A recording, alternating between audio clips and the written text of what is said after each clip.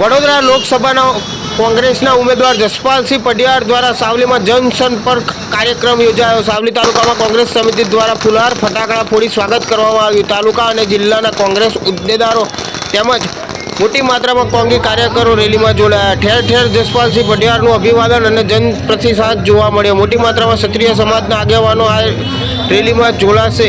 જસપાલસિંહ પઢિયાર દ્વારા ભાજપ ઉપર આકરા પ્રહાર કરવામાં આવ્યા।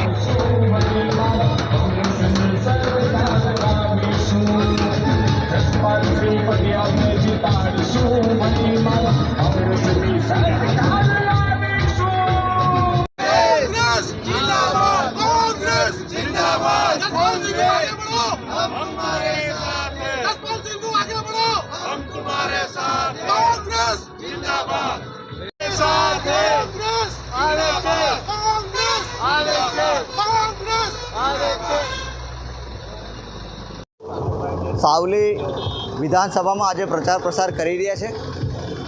સાકરદાથી શરૂઆત કરીને અત્યારે સાવલી ખાતે પહોંચ્યા છે। અલગ અલગ ગામોમાં જનસંપર્ક કરી રહ્યા છે। તમામ ગામોમાંથી ખૂબ સારો આવકાર અને જન પ્રતિસાદ મળી રહ્યો છે। જેવી રીતે આ બેઠક છેલ્લા 28 વર્ષોથી ભારતીય જનતા પાર્ટી પાસે રહી છે, પરંતુ જે લોકોની પ્રાથમિક જરૂરિયાતોના કામો હોય, બીજા જે અન્ય વિકાસના કામો હોવા જોઈએ, એ કરવામાં શાસકો નિષ્ફળ નીવડ્યા છે। એટલે આ વખતે વડોદરા લોકસભાની બેઠકના તમામ જનતા કોંગ્રેસ પાર્ટીને જન આશીર્વાદ આપવા જઈ રહી છે ને આ વડોદરા લોકસભાની બેઠક કોંગ્રેસ જીતવાની છે। જો જે રીતની વાત કરવામાં આવે છે, દોગલાપણાની જે વાત કરવામાં આવે છે, એક રીતે એ લોકો જે રીતના પ્રચાર પ્રસાર કરી રહ્યા છે, કોઈ પણ સમાજ હોય કે કોઈ પણ સંગઠન હોય, પોતાના ધર્મમાં આસ્થા રાખનારા લોકો હોય, એ જ્યારે પોતાના સમાજની અથવા તો પોતાના ધર્મની યાત્રા લઈને નીકળ્યા હોય ત્યારે પોલીસે જે રીતનો વ્યવહાર કરે છે એને તદ્દન હું વખોડું છું। એવું ક્યારેય થવું ના જોઈએ। પોલીસે જે રીતનું આ વર્તન કર્યું છે એને હું સખત શબ્દોમાં વખોડું છું। એમનામાં બીજું કરવાની કોઈ તાકાત નથી આ લોકોનામાં। જેવી રીતે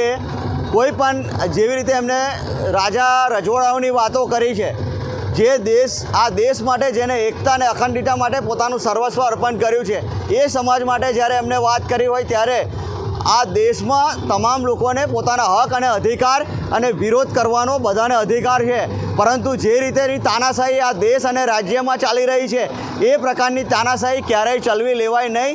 અને આ વખતે દેશ અને રાજ્યની જનતા આ લોકોની તાનાશાહી, જે અભિમાન અને ઘમંડ આવી ગયું છે, 562 રજવાડા આ માતૃભૂમિના ચરણોમાં અર્પણ કરનારો આ સમાજ પોતાની વાત જ્યારે રજૂ કરવા જાય છે, પોતાનો અવાજ જ્યારે ઉઠાવવા જાય છે, માતાઓ બહેનોની જ્યારે વાત કરવામાં આવે છે ત્યારે વિરોધ નોંધાવવા જાય છે, ત્યારે આ બેઠેલી તાનાશાહી સરકાર યુવાનોને ડિટેન કરે છે, જેલમાં નાખવાના ધંધા કરે છે। પોતાનો હક ઉઠાવવાનો ભારતના બંધારણમાં લખેલું છે, એટલે તમામ લોકો પોતાનો હક ઉઠાવી શકે છે। આ વખતે ગુજરાતની જનતા એમને 100% જવાબ આપવાની છે અને આશ્ચર્યચકિત પરિણામ ગુજરાતના આવવાના છે।